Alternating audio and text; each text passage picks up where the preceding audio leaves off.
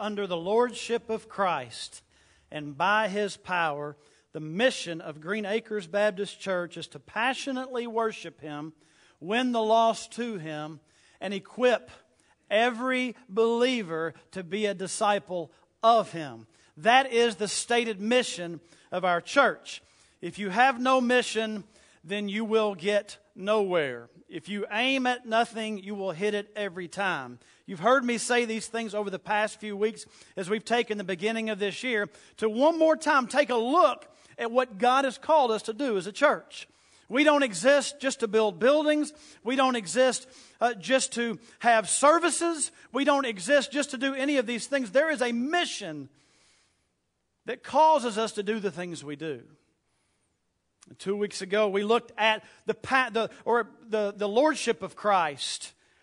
Or 3 weeks ago, we looked at the lordship of Christ over all these things. 2 weeks ago, we looked at the winning of the lost, or the passionate worship. Last week, we looked at the winning of the lost. And so today, kind of that final peg of our mission as a church, we're going to consider. You know, the last imperative, the last command of our mission statement is to see members of this church body grow up into spiritual maturity. It's just not about attending a service, just not about being a part of an organization. It is about seeing people grow up and mature spiritually. It is not acceptable for people who over a long period of time claim to be Christians to continue on in spiritual immaturity. Battling the same sins we've always battled, never getting any victory, never experiencing anything beyond defeat in sins, it is not acceptable. Repeating the same carnality, failing to honor God in service, battling spiritual kindergarten attitudes, as I call them, like explosive tempers or impatient attitudes or gossiping tongues or critical spirits. To continue on in these things, I realize we all battle some of these things, but the Bible teaches that as we move forward, we should get more victory over them. Maybe that we're not going to reach perfection till heaven, but we should be getting some victory over these things as we grow. Or how about church members or people who have been Christians or claim to have been Christians for a long period of time, still battling things like a mandate to simply be a part of the local church, and that's something that we're hit and miss on, or generous giving, or sharing our faith, or serving in ministry. And it's not about these things. It's not about, well, if I do these things, I'll be okay. It is that as we grow spiritually, these things should just naturally become a part of who we are. Just as growing physically, it is not acceptable for you to behave as a 30-year-old like you did as an 8-year-old. I understand that in our culture, it is becoming more acceptable to behave that way, but it's not right. Did you know that all 50 states in our nation have adopted laws that are generally called safe haven laws? Some of them are called baby Moses laws. Here's the idea, that those who have children that they do not believe they can take care of, there are some parameters within every state, it varies from state to state, where those adults are allowed to, for lack of a better term, drop their children off into these government-approved safe haven homes.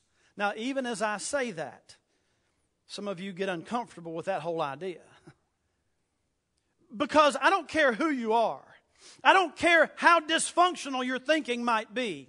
Even in the broadest of terms, there's at least some bit of uncomfort or discomfort with the idea that you would birth a child and then drop them off. Now, the states have passed these laws because as intolerable as that seems to drop your child off at a safe haven home, it's better than leaving them in the dumpster to die. Oh, Pastor Johnny, that's a little extreme. It is the reality of what has happened in many cases across our nation.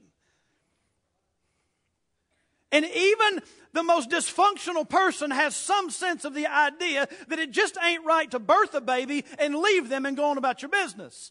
I think we all understand that, even in the broadest of senses. Now, maybe your idea of nurturing a child isn't nearly as involved as someone else's idea of being involved in every second, but still, even the loosest terms of raising a child allow for the fact that you cannot birth a baby and just leave it there to fend for itself.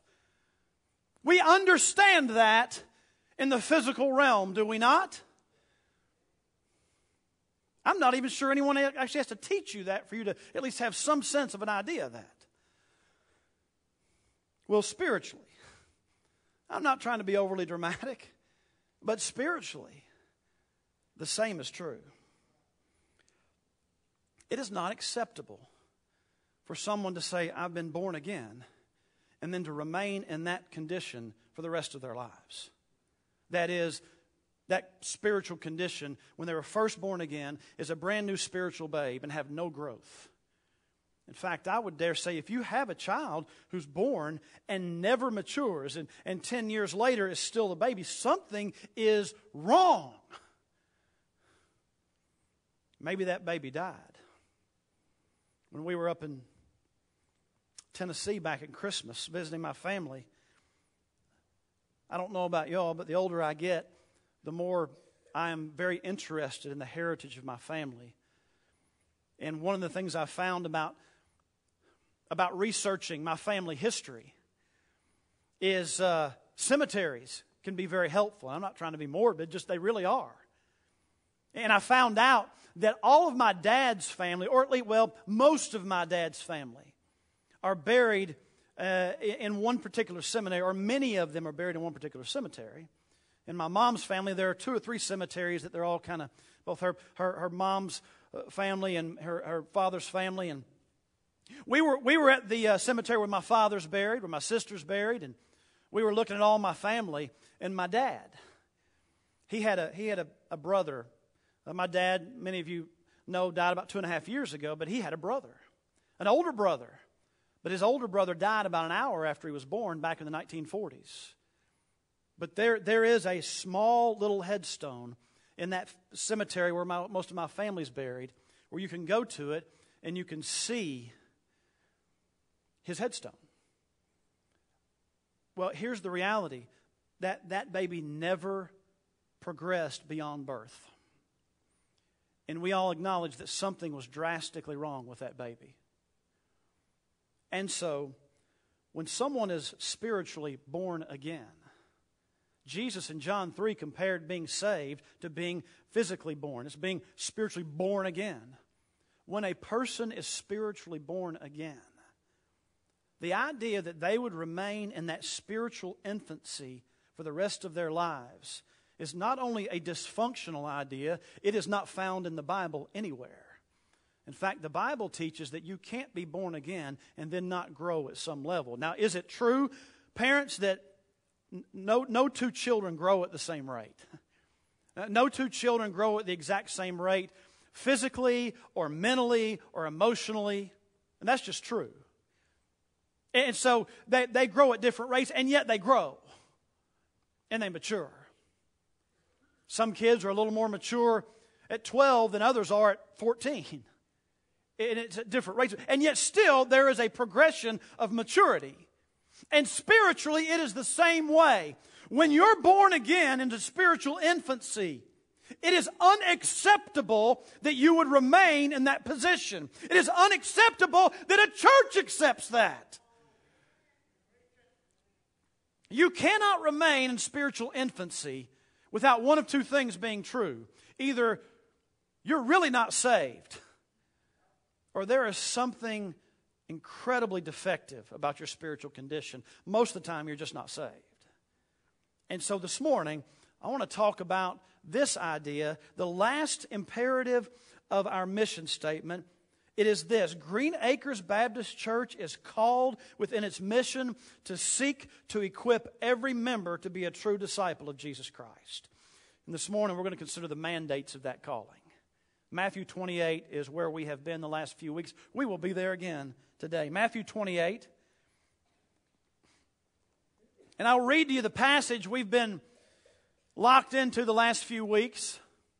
And we'll keep your Bibles handy because we'll move to various passages. If you happen not to have one, there are some Bibles in the backs of the pews back there if you'd like to grab one and follow along. Matthew 28, verse 16.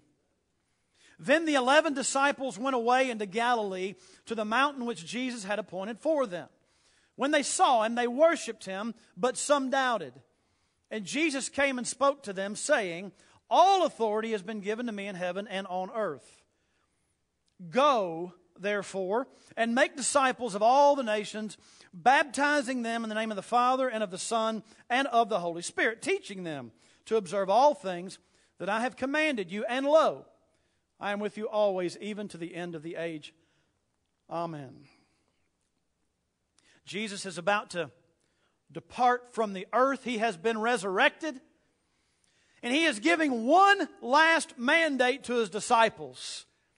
As a church, not only Green Acres Baptist Church, really any church should take this on as a calling to us, a mandate to us, to our local church and to us individually.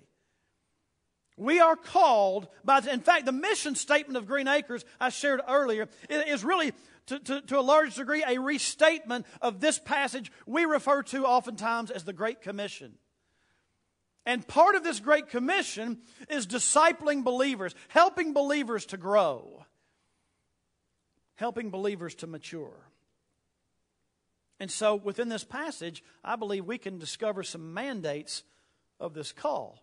For instance, look at Matthew 28, verse 19. Jesus says, Go, therefore. Go. And we've used this word, I think, in the last 3 weeks repeatedly. We're going to use it again. If you'll recall, the word go, the tense that it's in implies an ongoing. Not just go as an event, but go as a lifestyle. That is, as you go. Literally, this could read, as you go. It is an ongoing thing. It is not a one-time event. It is an ongoing activity. And so, the mandate to make disciples, the mandate to equip believers to be disciples is a continuous call. It's a continuous call. In fact, this word go appears 154 times in the New Testament. 117 times it's translated depart, and 11 other times walk, and then it's translated various other ways. But here's what we find in this particular context. Because of the tense, it says this, as you are going and going and going and going. It's not a one-time event, but it's an ongoing thing, and it moves into Him calling us to teach and to disciple. And so the mandate of making disciples is a continuous call. Green Acres Baptist Church, if we ever stop our effort to build believers into more mature disciples, we might as well close the doors, because that mandate never ends. And whether I'm here, man, that's good preaching, Pastor. And whether I'm here or somebody, it doesn't matter. Whether you're here or 50 years later there's another group here and we're still trucking along, the mandate still holds true. It's not a one-time, 1 month or 1 year call. It's a lifetime call to every church, every pastor, every church leader, every believer. You fit in there somewhere unless you're lost, in which case you need to be saved. We have a calling to be about helping to disciple. Let me give you an illustration. Hold your place here in Matthew. I want to show you a guy in the book of Acts. I love this guy because he was a discipler. Pastor Johnny, well, I've not been called to preach or to teach, so how can I help to disciple? Pastor Johnny, I've not been called to teach a class. Pastor Johnny, I've not been called to preach. So what can I do to help disciple? Let me show you. Acts chapter 4. In fact, I would dare say one of the greatest disciple makers in the book of Acts, and he wasn't actually a preacher or a teacher as far as we know. Get that? Did you hear that? Let me say that again. If you read the book of Acts, which is a story of the early church, one of the greatest disciple makers in that book was not an apostle, not a pastor, not a preacher as far as we know, not in the sense that we think of a guy getting up in front of a group of people and preaching. But he was one of the greatest disciple makers. Acts chapter 4, look at verse 32. Now the multitude of those who believed were of one heart, one soul. Neither did anyone say that any of the things he possessed was his own, but they all had things in common. So they're all sharing, right? All kinds of things I could say about this, but I'm heading towards something else. And with great power the apostles gave witness to the resurrection of the Lord Jesus, and great grace was upon them all. Good stuff happening, right? Nor was there anyone among them who lacked. For all who are possessors of lands or houses sold them. If they had land and houses, they were fairly well-off people, fairly wealthy people. And they brought the proceeds of the things that were sold and laid them at the apostles' feet, and they distributed to anyone as they had need. Here was their means of operating their budget. You know, at Green Acres Baptist Church, each year we vote. Our finance committee comes together in the early summer, and they begin to look at what we've spent, at what we've taken in, at the ministries, the missions, the salaries, all that stuff, and they develop a budget, and then they bring that budget before the church. The church gets a chance to look over it. The church votes on it, and in our case, our budget year begins in October. And beginning that year, we have different line items. And as people give, later on this morning at the end of the service, we're going to have an offering time. Oh, the church just wants money. No. Listen, the fact that the lights are on, the buildings are standing, the fact that you have multimedia to look at, the fact that you maybe came to Sunday school and had materials to read, something has to pay for all that. We don't just get it for free. And so as people give, then those monies are channeled into our budget. And that's how we operate. Well, back in the book of Acts, they had a much more simple means of operating. It was a little bit less complex. People who were wealthy sold houses or sold property, and they brought that money to the church and gave it to the apostles, and then the apostles determined where the money needed to be spent. Where in the modern church, we have a pastoral staff and leadership teams and committees that kind of help determine that. The apostles did it at that point. At least they did here. Later on, they wouldn't do it. They would actually give it to somebody else to do so they could keep preaching and teaching, but that's a whole other story. So you get the picture, though. People are bringing money. They're giving it to the apostles. The apostles are looking around and saying, okay, we have a need here. We have a need there. We've got to send someone out here. We have a family in need here. Let's distribute this money as we have need. And verse 36. And Joseph, who was also named Barnabas by the apostles. The word Barnabas, it means son of encouragement. He was a Levite, which means he was in the priestly order. He was an important guy. A Levite of the country of Cyprus. It was a little Mediterranean island. Cyprus is now a resort island today. If you were to go on a Mediterranean vacation, you might go to Cyprus, spend a little time there. Great beaches.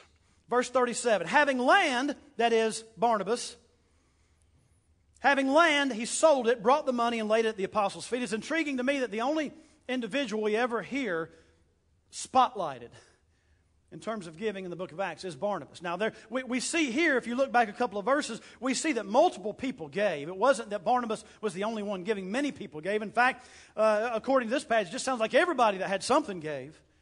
But for whatever reason, Barnabas is brought up. Whether his was the largest offering, maybe it was. But I dare say it was more than that.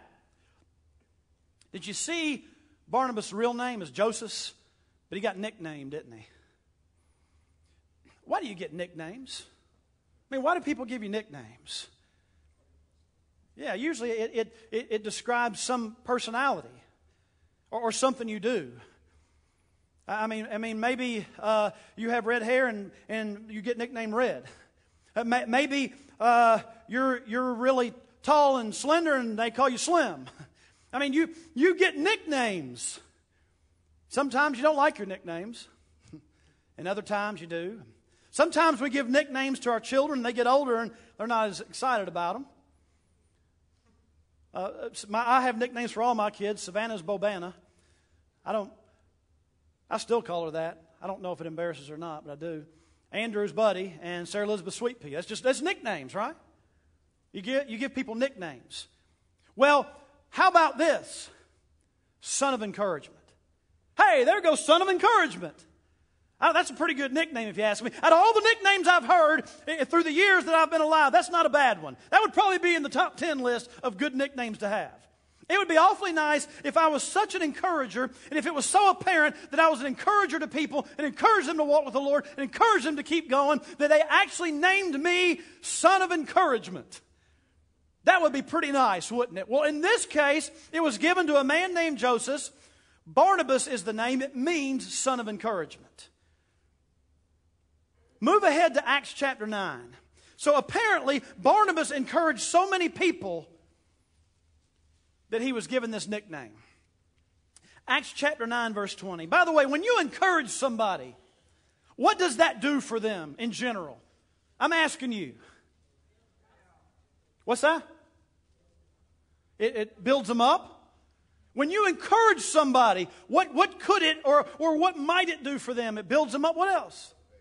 Motivates, keeps them going, presses them on. And that's Barnabas. And we're talking in spiritual terms. So obviously he was a guy who encouraged people, who built them up, who urged them on, who motivated them to keep going spiritually.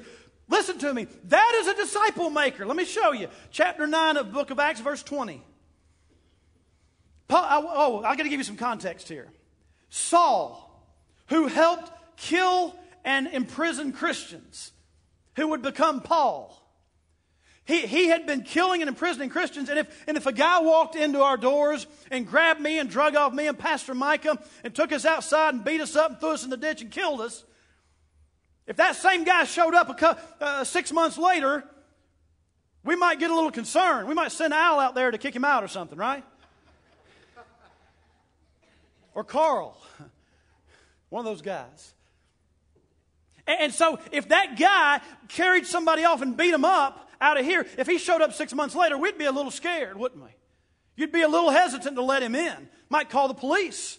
Except in Jerusalem, there was no police to call because it was the authorities who were okaying this stuff.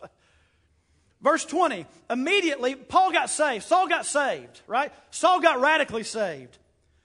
Guess where he goes to try to join the church? You guessed it, Jerusalem, the same church where he helped kill a guy not too long prior to this passage. Verse 20, immediately he preached the Christ in the synagogues that he is the Son of God. That's Saul. Then all who heard were amazed and said, "Is this not he who destroyed those who called on this name in Jerusalem and has come here for that purpose so that he might bring bound the chief priests?" They say, this guy's shown up to preach. He's claiming to preach Jesus. You know what he's really doing? You know what I know? He's trying to trick us.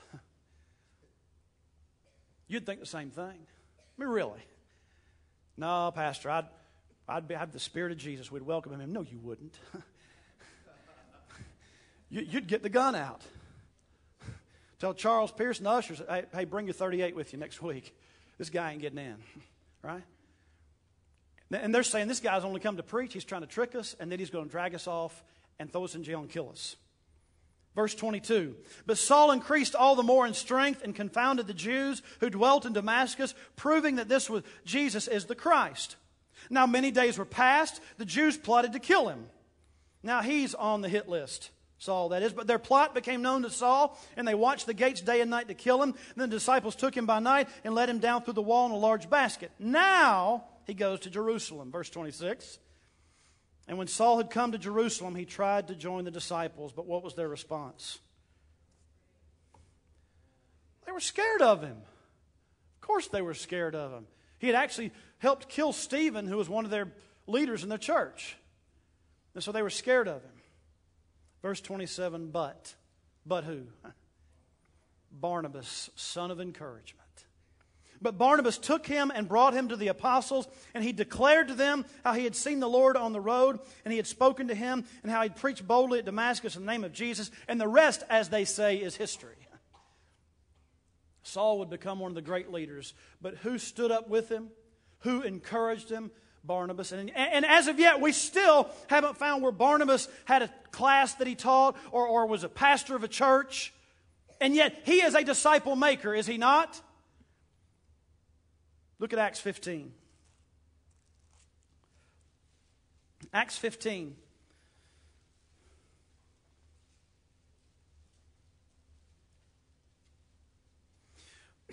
Paul and Barnabas have gone on one mission trip together. It was launched out of the church in Antioch. So Paul and Barnabas, remember, Paul and Barnabas went on the first mission trip together. They went into Asia Minor and they started a bunch of churches. Well, now it's time to go back and help encourage some of those churches, maybe start some more. So verse 36 of Acts chapter 15, then after some days, Paul said to Barnabas, Let us now go back and visit our brethren in every city where we have preached the word of the Lord and see how they are doing. In other words, hey, Barnabas, let's go back. Let's check out those churches. Let's encourage them. Let's check on them. Maybe there are some other churches we can start. Hey, let's go on another mission trip. Verse 37. Barnabas wanted to go on the mission trip, but he had one little thing to add to it, which was what? He wants to take John Mark. Now, John called Mark. Here's the problem. In their first mission trip, they took John Mark with them. And early in the mission trip, it got tough. I mean, there was persecution and cold nights and bad oceans, and John Mark was young. And according to the Scriptures, and we read it earlier in the book of Acts, John Mark went back to the house. It's almost better never to start something than to start it and get right in the middle of it and quit. It's kind of like starting joining or trying out for and making it some kind of a sports team, basketball, football, baseball, whatever. And you get in the middle of the season, the team's counting on you, and you quit. You would have been better, they would have been better for you never to have joined the team in the first place. But see, John Mark, this is what he did. He got in the middle and he went back home. And so Barnabas, by the way, who is John Mark's relative, says, I want to take John Mark with us. Paul, verse 38, Paul insisted that they should not take with them the one who had departed from them in Pamphylia and had not gone with him to the work. Barnabas, he's son of encouragement, isn't he? Listen, he don't give up. And Paul wasn't giving up. It's just, Paul understood, I cannot risk being out in the middle of it, being in the middle of the battle. I've got to have guys I can count on. And I understand that. Believe me. I'm going to tell you, there's nothing more discouraging than being in the midst of the battle and have people bail out and say, Pastor, I'm gone. That stinks. And people do it, but it stinks. And so some of you have experienced that in ministries. Someone gets in the middle of it, you're right in the middle of the crucible, and people bail out. Come on. Why did you just not start at all? That way I wouldn't be caught right here in the middle with someone I thought I could depend on, right? So Paul says, I don't want to take John Mark with me. Barnabas says, I want to take John Mark with us. And the contention became so sharp, and they parted from one another. And what did Barnabas do? Verse 39. He took John Mark and went back to the house. Cyprus. They were both from Cyprus. They were family. You say, well, that's just because they're family. Well, not exactly. Barnabas took John Mark back to Cyprus. Paul said, I cannot use John Mark, right? You get the picture? Everybody following me? Decades later, years later, Paul is at the end of his life. He's in prison. He's writing the last letter he'll ever write on this earth before he was martyred, beheaded by Nero. You can imagine the kind of letter you'd write if you knew your death was imminent. It's a letter of much emotion and feeling. He's writing it to Timothy.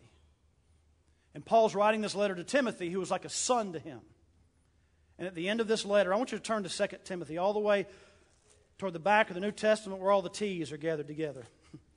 1st and 2nd Thessalonians, 1st, 2nd Timothy, Titus. Look at 2 Timothy. 2 Timothy.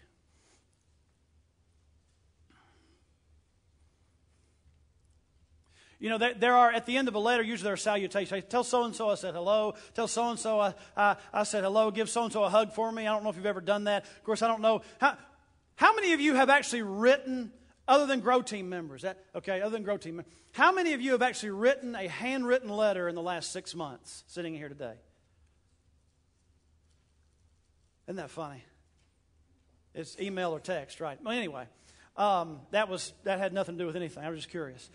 So Paul is writing this letter to Timothy, and at the end of it, he's saying things like, tell so-and-so I said hello, tell so-and-so I said hello, and give them a hug, tell them I'm greeting them in Jesus' name, and then look at what he says in 2 Timothy chapter 4 and verse 9. Watch this. Be diligent to come to me quickly, for Demas has forsaken me, having loved this present world, and has departed for Thessalonica, Crescens for Galatia, Titus for Dalmatia, only Luke is with. Now, up to this point, what's happening? Paul says, all these people have left me, and there's only one still with me, it's Luke. In other words, I've got one guy I can still depend on. And Paul is looking for some folks. Listen. Paul is looking for some people he can depend on, right? Paul's looking for people with him. He's in jail, he's in prison, he's cold, he's old, he's hurting. And everybody else has gone. Some of them had to go for ministry. Others abandoned him. He's got one guy left. And look at that verse again and tell me who he asked for. John Mark. How come? He says it. He says it. How come he asked for him? He's profitable, right? This guy can get the job done. Now, what do you think happened between the book of Acts chapter 15, where Paul said, I do not want John Mark coming with us, and 2 Timothy chapter 4, where he said, send John Mark to me. He is dependable and profitable for ministry. What do you think changed John Mark? Could it be the son of encouragement, a man named Barnabas, who just came alongside of him and helped him?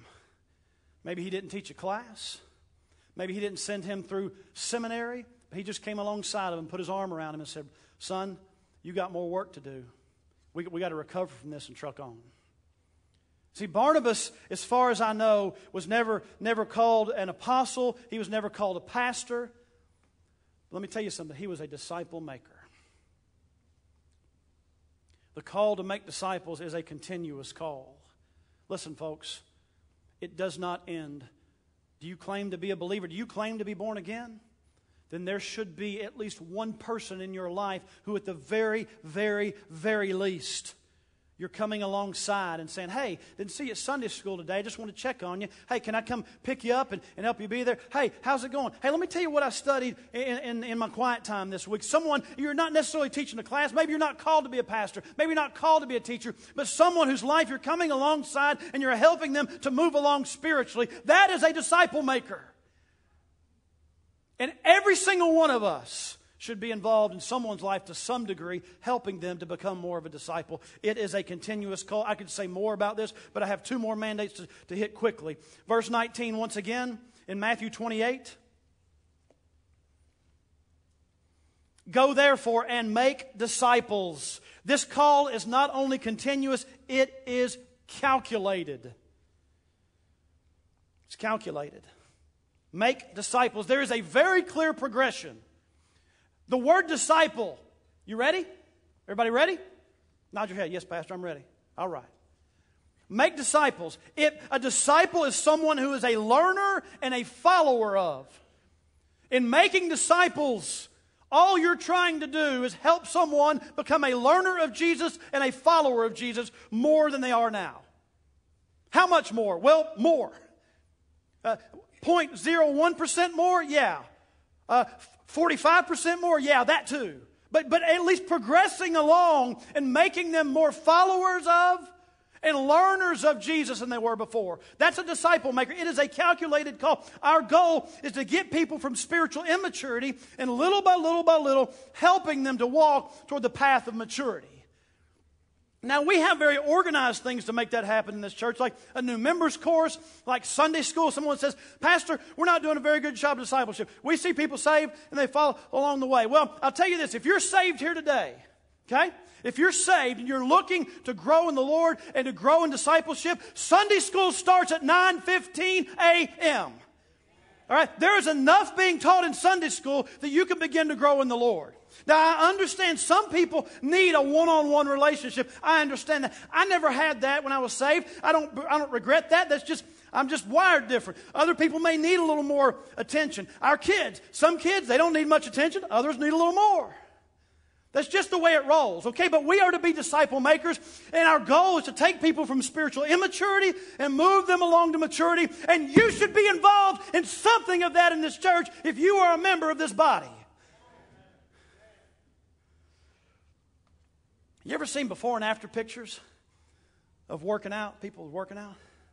Before, after.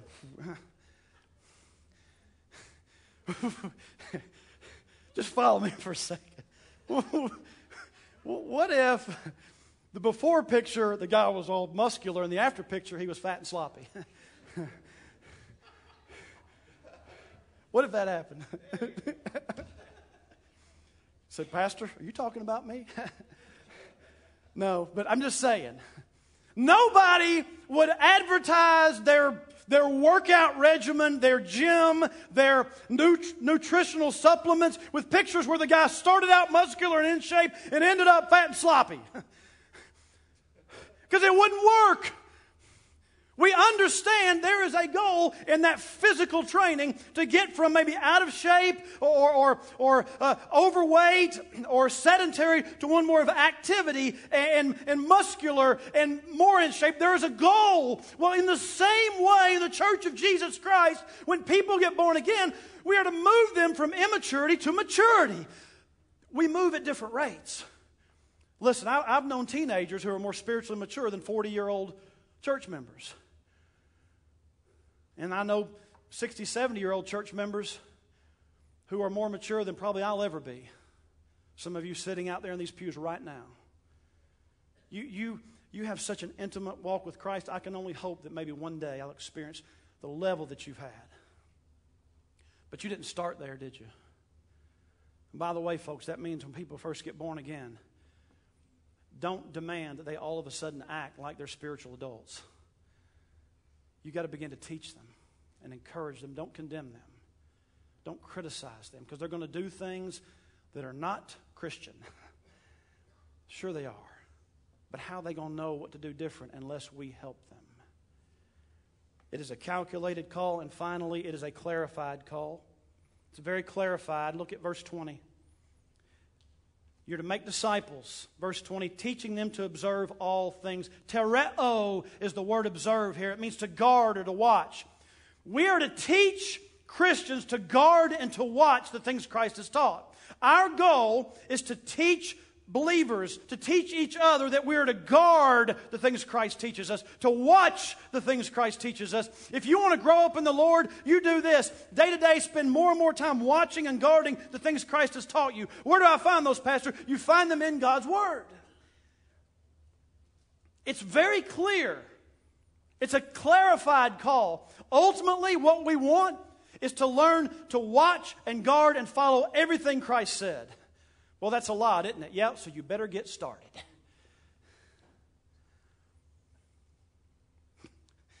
You ever been to a work day at a church? I don't mean to pick on the church, but you know. You ever been to a work day at a church and there's like 2 rakes and 3 shovels and nobody really knew what to do? So you got like 15 people that show up and 5 people do the work and the rest just kind of hang around. Nobody really knows what to do. That's not good. It's inefficient. I'm not saying we've done that. I'm saying I've seen it happen. I'll never forget when I was a mission pastor. It's a church I started back in the early 90s. And our first building that we built, as a mission church, we built this building with the help of teams, carpentry teams, Carpenters for Christ and Baptist builders. And these big groups would show up. And they would spend like 4 or 5 days there at your building. And they would go at it. And I'll never forget... It was like the first week in June of 1994, because it was the year of the flood.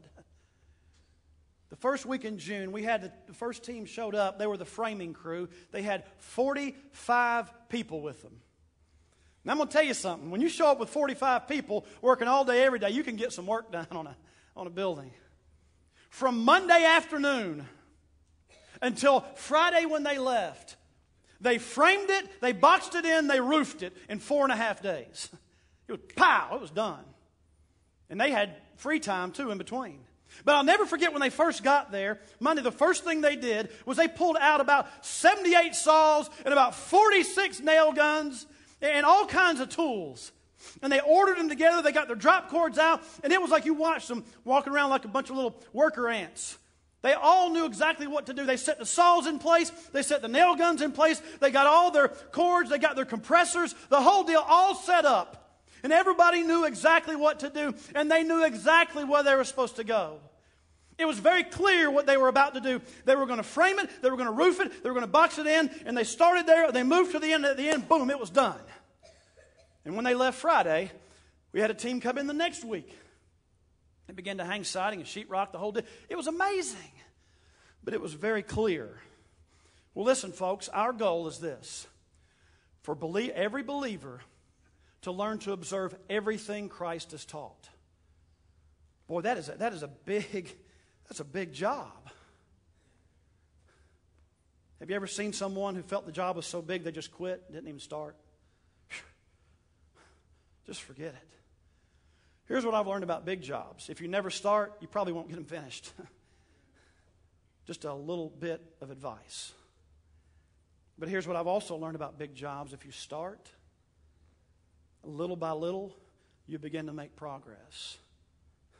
Those who have dealt with debt, who've begun little by little to deal with it, and over the course they feel like they'll never get out from under it. And as they deal with it little by little, they begin to progress, and after a while they realize they can get this done. Or going back to the physical fitness, a person who starts out and they feel like they're so out of shape, there's no hope for them, but little by little by little, they deal with it, and incrementally they get more and more shape and realize, wow, this is possible. How many of you really thought it was possible to begin here and to begin to help each other observe everything Christ has taught? It gives us that mandate. Why would Christ give us that mandate if it's impossible? You tell me. Why would He give us that mandate as a church if we're not able to do it? What, is He a liar? What, is He just such a devious person that He would tell us to do something He knows we cannot possibly do? I refuse to settle for that, and it never ends. And here's the clear call, that we would get every member of this church body ultimately to observe and to guard and to watch all the things Christ has taught. Now, I can't get it all done by tomorrow at 3 o'clock, but we can get a little bit done this week, and a little bit done tomorrow, and each week a little bit more, and each week a little bit more, and after a while we're beginning to progress, aren't we? And there are some folks growing up in the Lord, and that is part of our mandate as a church. Now, I'm just asking you this question. What part are you playing in it? What part are you playing in it? What are you doing to help people grow in the Lord? What are you doing so that you can grow in the Lord?